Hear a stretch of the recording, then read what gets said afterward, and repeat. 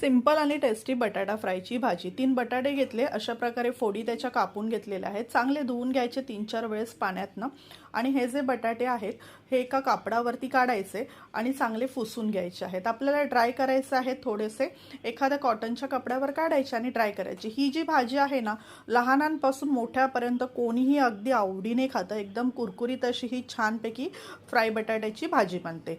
Simple आहे बघा। आता हे जे बटाटे आहेत, बटाट्यांचे तुकडे असे पुसून घ्यायचे आहेत। एक कढई ठेवायची तापायला, त्याच्यामध्ये पुरेसं तेल टाकायचं आणि तेल चांगलं तापवून घ्यायचं आहे। हाय टू मीडियम फ्लेम वरती हे तेल तापायचं आणि हे जे बटाट्याचे तुकडे आहेत आता थोडेसे ड्राय झालेले आहेत, पाणी याचं पुसून घेतलेलं आहे आणि हे गरम गरम तेलामध्ये आपल्याला काय करायचे आहेत हे टाकून द्यायचे आहेत आणि चांगले हे जे आहेत हाय फ्लेमच ठेवायची आहे। गॅस स्लो करू नका, नाही तर हे बटाटे खाली तळाला चिकटतात।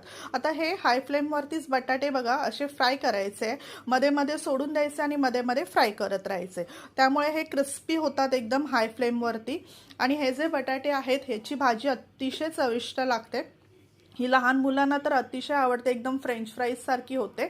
आता ही जी भाजी आहे ही सारखी तर तुम्ही लहान मुलांना करून देऊ नका, कधीतरी खाण्यासाठी म्हणून ठीक आहे। थोड्या वेळानंतर बघा असे बटाटे छानपैकी अख्खेच्या अख्खे राहतात आणि मस्तपैकी कुरकुरीत अशी ही भाजी बनते। बटाटे जस्ट तुम्हाला असे फ्राय करत राहायचे आहेत आणि बटाटे संपूर्ण फ्राय झाल्यानंतर आपल्याला काय करायचं आहे, ह्याच्यामध्ये थोडंसं मीठ मसाला टाकून घ्यायचा आहे। बघा आता हे बऱ्यापैकी आता हे बटाटे शिजलेले आहेत, फ्राय झालेले आहेत।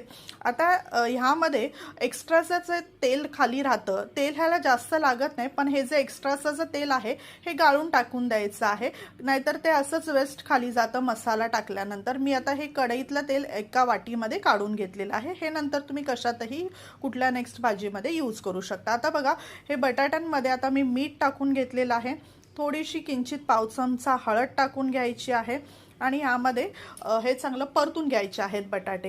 हे आता लो फ्लेम वरती हे बटाटे आता परतून घ्या एक 3-4 मिनिटांसाठी।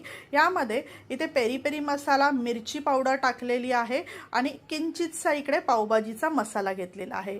हे 3 मसाले इथे मी टाकलेले आहेत, हे मस्तपैकी ह्यामध्ये टाका। पावभाजी मसाला नसेल तर तुम्ही किचन किंग मसालाही यूज करू शकता।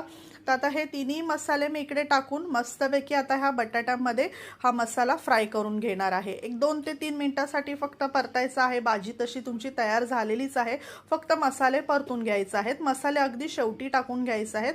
कुरकुरीत अशी तुमची बटाटा फ्रायची भाजी रेडी आहे। ही तुम्ही भाकरी भाजी बरोबर, भाकरी चपाती बरोबर अतिशय सुंदर ही भाजी लागते।